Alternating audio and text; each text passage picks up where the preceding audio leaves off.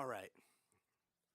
So I've started a series on Instagram. Maybe some of you are following him. If not, it's at JJWILX, and you should check it out because I think this is something to help you. And this is a free method in which I'm giving you the tips or the goals that I've used or the tools that I've used to hit the goals that I want. So here it goes. First and foremost, let's make 2017 the year of your strategic evolution. We all got time to change. We're all growing. And no matter whether we like it or not, we're changing. But if we take the time to be a little more strategic and to plan our evolution or plan the change we're going to be, I guarantee we're going to get better results, even if we don't control those outcomes. Here's number one. You can choose to either have a singular goal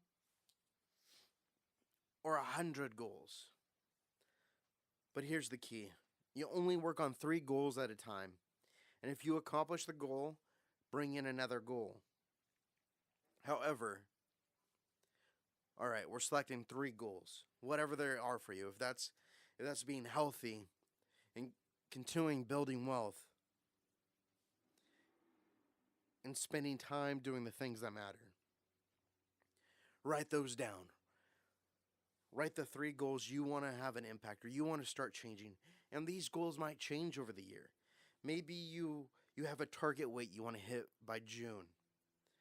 However, after you're hitting that target weight, you either want to set a new target weight or you want to maintain the weight you already have. And if that's the case, then you maintain it and you move on to the next one. So first, we're going to select 3 goals. Write down your goals right now. Goal 1, Goal 2, and Goal 3. Next is this. For every single one of those goals, attach 3 lines to it. These 3 lines are going to be the 3 actions you're going to reach to hit your goal, to make those 3 goals you already set achievable. So now you have 3 lines, and next to that, you should have 9 lines. 3 goals of action for every goal you have. Why do we do that? For this reason. I don't care how you emotionally feel about something. I care about the action you take to get to that thing you want to achieve. So if you want to hit a target goal, you better work out. That means less time on the couch. I'm adding the gym to my daily routine. Food. I'm skipping fast food. I'm going to eat more vegetables and more fruit.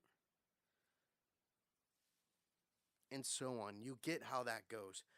Number 3 for that action, I'm going to drink more water. How much water? That's going to depend on how much weight I want to lose and what size of weight I already am. But if I do these 3 actions and I do these daily, so maybe for me, the goal is to drink a gallon of water a day. That's going to help me stay water efficient. It's also going to help me detox my body. And it's going to allow me to be fully hydrated for when I go exercise. It's going to help me be less hungry, so I'm going to make better food decisions. So the 3 actions to your 3 goals. Next is this. Number 3, your emotions lie. Action before attachment. And this is how this goes. If you believe and you see in your mind that you've already achieved something, your brain thinks you already have, so it doesn't put your body where it needs to be. But if you put your body where it needs to be, you'll actually achieve something. You want to lose weight? Get off your ass. You want to lose weight?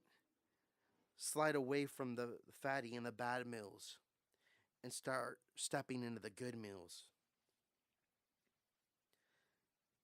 Your emotions lie. You can be high and you can be low, and it has nothing to do with reality. It could be just the world you create as you're going about life. But when You decide to put your action puts you into reality. Get out of your head and get into your body. Number 4, accountability for actions. There's a reason coaches exist, and there's a reason there's a coaching industry. This shit works. You want to achieve something? You need help. You need guidance. You need someone to say, keep going, push through. I'm your accountability. I'm the thing that's going to get you to the next level. I'm the thing that if I don't do the action, is going to kick your ass. That's why we need accountability. Number 5, motivation. There's a few key elements in motivation, especially when we're talking about the psychology of motivation. We're talking about positive reinforcers, we're talking about negative reinforcers. We're going to use a negative reinforcer because I believe this. When something you hate can be a great driver. Anger can be a great emotion if it puts you to where you need to be. If it helps you not give up. So at number 5, we're using a negative reinforcer. If you do not achieve a goal by a specific date, your accountability is going to send a check to an organization you hate. So let's say your goal is for June to hit a certain targeted weight, and you're Jewish. Your accountability partner is going to have a check that you've already written to the organization that you hate. So let's say you're Jewish, you hate the KKK.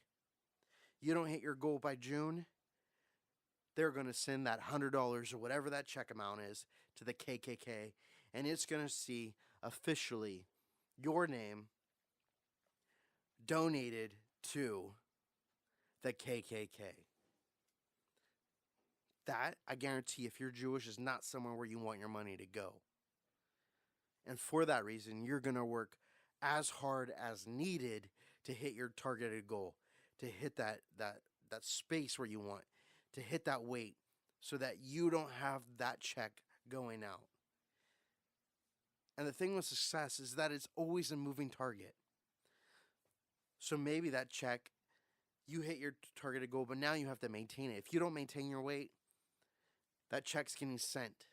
So that same reinforcer is used multiple times to help you get to where you need to be. And that's the beauty of negative reinforcers. Number 6, you need to own the reason for your goal. I don't care who you are. Whatever it is, the goal you're moving forward or moving towards, you need to know why you're reaching for that outcome. Why you're putting in the effort, and why you're putting in the action to get a result that is different than the one you're already living. So for that, own the reason, own the why. It's going to help you with how you do it. It's also going to help you when you don't want to do it, why you're doing it, why you're putting in the effort. It's because you own it. You're owning that outcome. Whether it's good or bad, you're going to own it. But you're going to make sure you put in the action to work towards that outcome. Number 7, manage setbacks with more action. A lot of people, especially when you're trying to lose weight, they set up a reason or a day in which it's a cheat day or a cheat meal. That's so you can not go crazy. But it's also easy, I know from experience, to make a cheat meal into a cheat day, and then a cheat day into a cheat week. And if that's the case, you might think about not doing that. Or the other way is to go, okay, if I hit this target and I have a cheat day, and if I fall off the bench, what's the things I'm going to do? What's the steps I'm going to take to get back in the game, to get back towards my goal? What kind of action am I going to put into effort to get to where I need to be? Because setbacks will happen. They will happen in life. They will happen in your career. They will happen in your relationship. But you need to know and you need to have a plan of how you're going to get back on the road, back in the journey, and back in the game, or back in the relationship, how you're going to put more action into it to get a better result or a better effort for the things you want. And setbacks are going to happen. Just know that. But how you manage it is how it's important. If you manage it as, hey, I made a mistake, I can still keep on going, keep going. But if you manage that setback like, oh my God, I'm such a bad person. I blew it. I'm no longer perfect. Chalk it up for it's just a normalcy. It's a setback. And you can set yourself up. You can use this to set up for your next goal. And it's 100 times better to manage a setback and help it be a setup than just to leave it as setback and you're stuck in a rut. Number 8. Too many times in life, we forget to document our progress. We forget to document where we started and how we ended up. We forget to document our action, what it took for us to get from point A to point B, what little milestones or little things that we accomplished along the way. There's a lot of people that believe businesses are overnight success. However, we never talk about the 10 years it took to get to the overnight success. And that's the reason I think we need to document our progress, document our actions, and document our achievements. See, the thing with achievements is this. Yes, it is a moving target. But once you've achieved it, if you take the time to celebrate it and say, I own this, this is another thing that has shaped me, that achievement becomes a milestone or a progress point or a point where you can say, look what I have done. And you'll always look back on that like, this is something that I've achieved.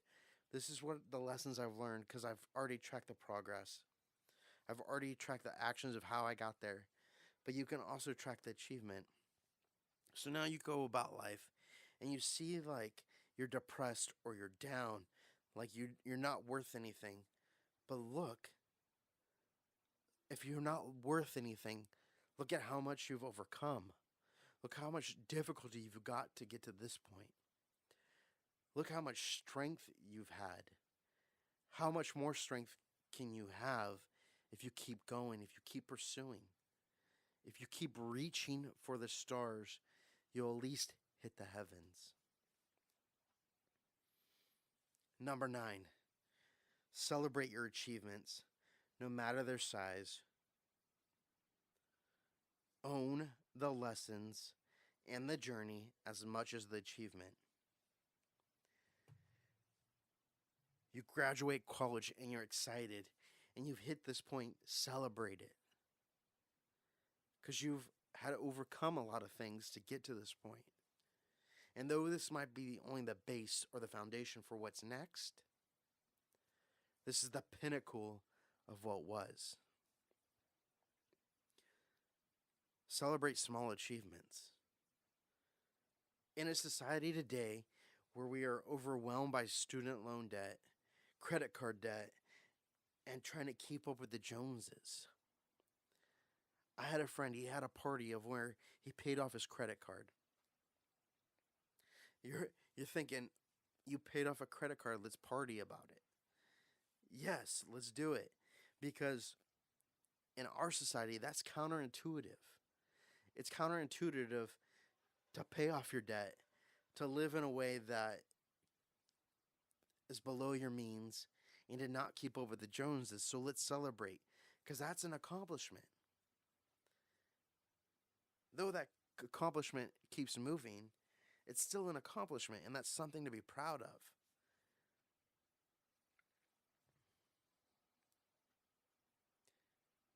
Number 10, once you have attained your goal, maintain it and introduce the next evolution of your goal. You have a goal, you want to hit $10,000 a month in income. So you achieve that goal. You've celebrated. You're like, oh my God, this is amazing. I've hit this goal. Now, maintain it. So you've hit 10,000 today or this month. Can you do it again? And if you can, and you're like, oh my goodness, next month I did 10,000. Now you've maintained it. That says something. That says that you can't just achieve this goal, but you can keep this thing going. You can build it. And if you can maintain something, you can grow something. And when you grow it, you now just set the next evolution of your goal. Because your goal should progress like you progress. They should get more difficult. They should get more crazy. They should be something that scares the living shit out of you. Because the more that goal or that achievement causes you to fear, the more you're on your path of what can be, not just what is. And you build efficacy by accomplishing stuff, by getting experience with things. But you don't experience or get any of that efficacy if you don't do anything. So you need to create the action to do something. And don't get me wrong, I don't believe in this hustle mentality. I think there's time to work, but there's also a time to set goals and be strategic and to plan out what's possible. And I believe that because sometimes it takes time or separation to be able to achieve or to set time aside so that you can lay out those goals of what you really want to accomplish. And I know it's difficult because we get in this pace where we're running the hamster wheel of life. And it's just one more thing. We just keep going and we keep going and we keep going. But it's okay to take time to pause, to say, hey, I need to disconnect. I'm putting too much effort into things that don't matter. I need to take a break from those things. I need to set my priorities straight so that I have a strategy of how I'm going to accomplish them. Because I've been doing things this one way, and that one way's not working. Pivot, shift, make changes to hit the things or to achieve the things you want.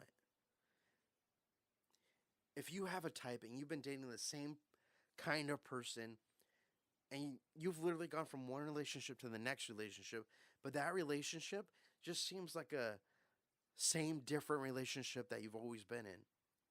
You like the one person, you went through that progress, not much changed. It was the same to similar person, and you just kept going. The only thing that was really similar was you. And if it wasn't you and you didn't make the mistakes, or you did your best, but you're just playing and recycling the cycle that you've already accomplished or you've already experienced, something's going on. You need to adjust. You need to pivot. You need to make decisions that they might not be pretty. They might not be the thing you like, but they might be the best thing for you. I believe that sometimes we get stuck in this cycle or in this narrative of the way things should be, or if I do this, this is the way it will be. And when it doesn't go to plan, one of those expectations like I talked about last time, change. Because if you change, that situation is going to change. If you don't, and you're doing the same thing expecting a different result, that's only you being crazy. That's nobody else. And that's something you need to move forward. You need to progress. You need to step through. And sometimes when we step through things, we have to own them. Good, bad, ugly, and indifferent. We have to own our shit. But once you own it, dude, you manage and control it. If you're bad at showing up to work and doing the same thing every day, it drains the life out of you. Find work that moves you, that takes you somewhere else, that isn't the same old thing, that's completely different. And maybe you have to explore what that is. Do it. What do you have to lose? Because you've already seen the results of the things you've already done and you're stuck at the same place. Do something different, find something new. You never know what could come out of that. Those might be the things that make you worth $1 million.